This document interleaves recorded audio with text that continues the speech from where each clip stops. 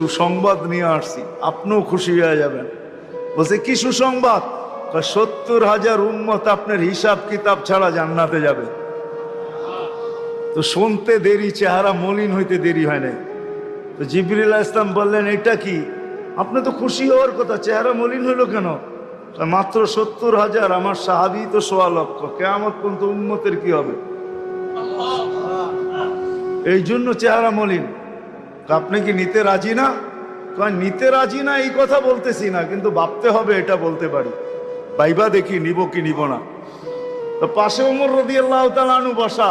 বলছে ওমর নিব 70,000, বিনা হিসাব কিতাবে জান্নাতে যাবে।